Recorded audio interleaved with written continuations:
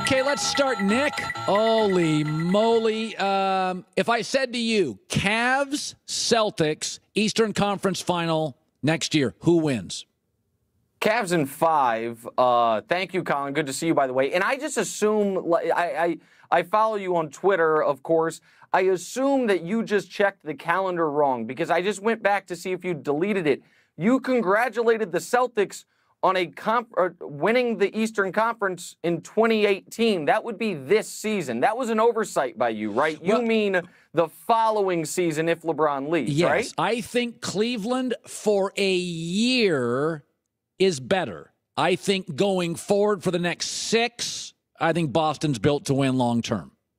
Well, that's because you're convinced LeBron's going to come join you in Los Angeles. Not everyone leaves the gritty Northeast or in Cleveland, the Rust Belt, for the bright lights of L.A. like Colin Cowherd did.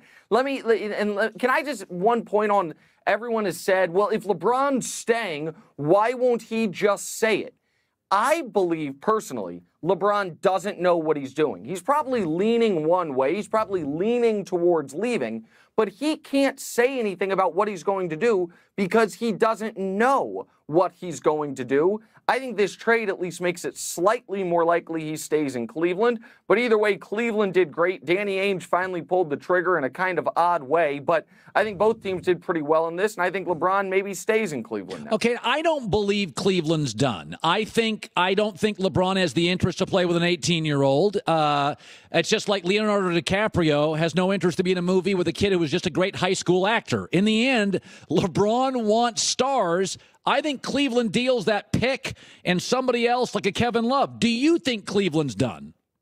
Oh, I don't think they're done. I think there is a universe that exists where come the NBA trade deadline, the New Orleans Pelicans are floundering, and the Cleveland Cavaliers, and all of a sudden their very sharp GM Kobe Altman, who got a really good package for Kyrie, calls up New Orleans and says, hey, how do you feel about 2 years of Iman Shumpert, the expiring deal of Channing Frye, and that delicious asset known as the Brooklyn pick?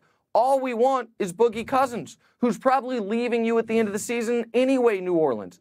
If the Cavs were able to pull that off, and the Bulls are to buy out Dwayne Wade as we expect, this could be the Cavs' rotation, their starters, and their bench 5. You could have Isaiah Thomas, Dwayne Wade, LeBron, keep Kevin Love, and Boogie Cousins. Coming off the bench, Tristan Thompson, Kyle Korver, J.R. Smith, Derrick Rose. You could have a legitimate team to not only win the East, but to compete with, if not beat, the Warriors. I don't think the Cavs are done either. That's what makes this trade so crazy to me. I give Danny Ainge credit. He finally pulled the trigger. I don't understand why Danny Ainge, when he could have gotten Jimmy Butler, who's better than Kyrie, for 20 cents on the dollar, decided to go get Kyrie at 100 cents on the dollar.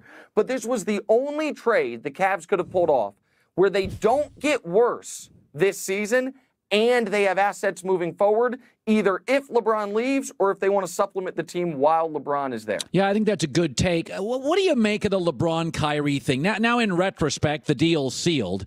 What do you make of how LeBron acted about the news and if LeBron kind of triggered it because he is an overwhelming presence? It's possible that LeBron triggered it simply by being LeBron, simply by being there, and Kyrie wants to have a stage more to himself. But how did LeBron react to the news? Well, I'm sure you've shown the tweet on television today. He reacted to the news the way he's reacted to anything or everything throughout his 16-plus years in the spotlight since he was 16 years old, with grace and aplomb and perfectly. Like at this point, LeBron could have torched Kyrie. LeBron could have really damaged Kyrie's standing in Cleveland. LeBron instead goes the other way and makes it okay for Cavs fans to still cheer Kyrie when he comes back, to still celebrate him as a champion.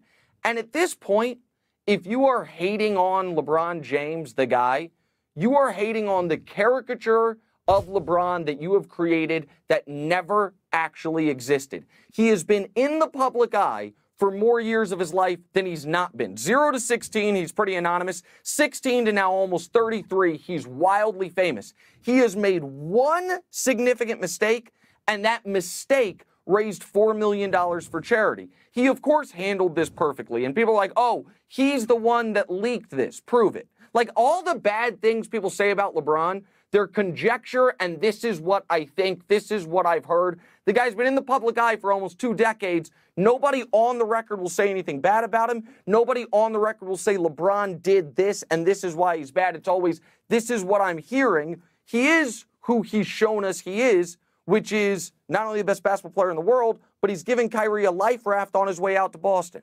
All right, you and I have been very critical. Christine's been very supportive of Danny Ainge. You and I have been very, I'm afraid to dip into my savings account, Danny Ainge. And there's a big deal, and the Boston press falls for it. Danny's a gunslinger. And in the end, it's like, do we have to give him credit today? Do we have to say, Danny, you did a good job? You do have to say Danny Ainge acquired, for the first time, because I don't think Gordon Hayward's quite a top 20 player. No. And Isaiah Thomas wasn't a top 20 player. For the first time since they had Kevin Garnett, the Celtics now have a top 20 player in the NBA. I will give him credit. I am perplexed by how he went about this. I believe Jimmy Butler to be better than Kyrie Irving. It's in the margins. They're certainly in the same area. Jimmy Butler was going for 20 cents on the dollar. Instead, you trade for Kyrie in a spot where it seemed like Cleveland had no leverage, and you pay 100 full cents on the dollar. You give up Isaiah Thomas, who plays the same position as Kyrie. Last year, Isaiah was second-team All-NBA. Kyrie was zero-team All-NBA. And I do think Kyrie's better, but last year, Isaiah Thomas had the better season. You give up Jay Crowder, who's valuable, especially on that contract. People like the Ante Zizic guy. I don't really care about him. And you give up that super valuable Brooklyn pick. I will say, now, again, Danny Ainge finally went all in. But it is hard to find the thread that makes sense on what the Celtics have been doing. We don't want to blow it all up. We want to just keep going. We want to wait out LeBron. Okay, but now, after your team was the 1 seed, you have 4 players coming back.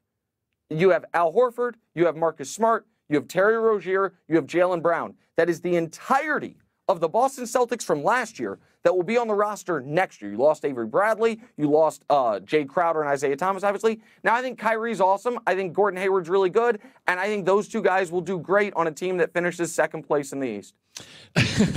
First things first, Chris Carter, Nick Wright, Jenna Wolfe, debuts Tuesday, September 5th. He has moved